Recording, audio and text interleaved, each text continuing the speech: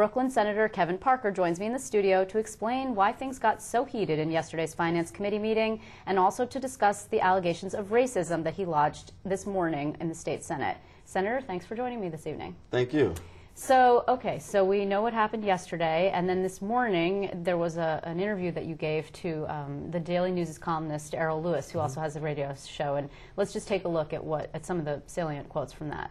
You said there's only one kind of racism that's functional in the world, and that's white supremacy, and that's what John DeFrancisco and a lot of the Republicans are, and frankly, quiet as it's kept some of the Democrats. And then later you said, it's just unfit for the decorum of the chamber. So at the point that you're harassing a nominee, particularly a nominee from Brooklyn, I'm really disappointed in Chairman Krueger that he didn't step up to stop the harassment. So, yeah, those are some harsh allegations. First of all, the one thing that I found a little jarring here is regarding the decorum.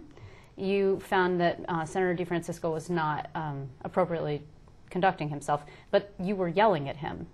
Well, for a half an hour, he had been, harassing and badgering the nominee. I mean, it's a real simple process.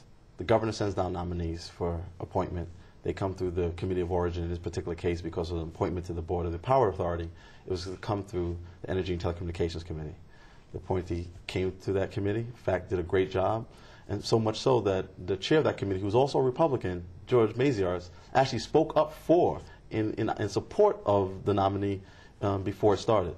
Senator DeFrancisco, he then comes to the Finance Committee. Senator DeFrancisco, begins to, harass him about, his support around women and minority business development. Right, I understand, and I don't think that what's at issue here is not that you were upset or that you had to express yourself, but that you did it in such a forceful manner. And I'm curious as to how that was appropriate decorum, but Senator DeFrancisco's questions were not. Because at the moment that the chair refuses to police the activity of the other senators, that means at that point it's a free-for-all, right? I mean, the reality is that it was the job of the chair, which was Carl Krueger, to in fact say to Senator DeFrancisco after 8 times and harassing, and badgering the nominee, look, let's move on to another question, or let's move on to another to another person. At that point, you couldn't just make a motion or speak up. It had to be so vehemently. I mean, I understand you were angry. Because what is the proper way to confront racism?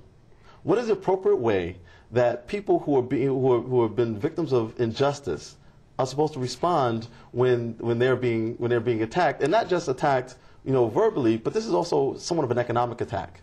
Understand this. This board has been around for 70 years. The Power Authority has been around for 70 years. And for 70 years, there's never been an African American appointed to it. So this is the very first one.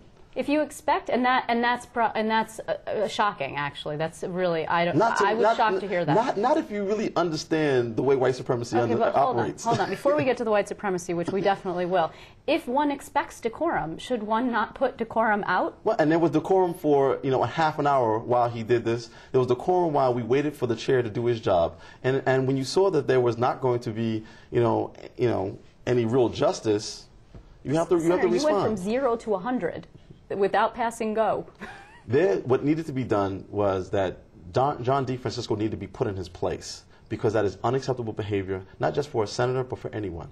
And this is not the first time, and this is not the first instance. This happens daily, and I've dealt with it, within the context of the rules of the Senate, always.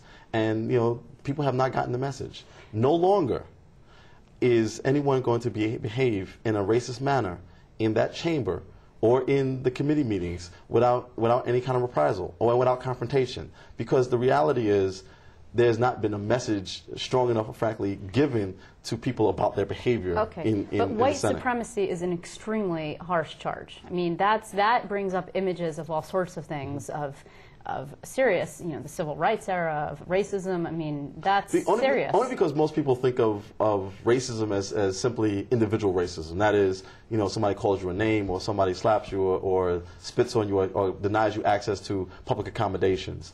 The reality is that, racism is about power. It's about being able to take racial discrimination and turning it into public policy. And that's frankly what John DeFrancisco and many of the Republicans have done for years, which is why, again, for 70 years you had no African Americans you know, on the Power Authority. You've never had not one African American still, as we sit here, on the Thruway Authority.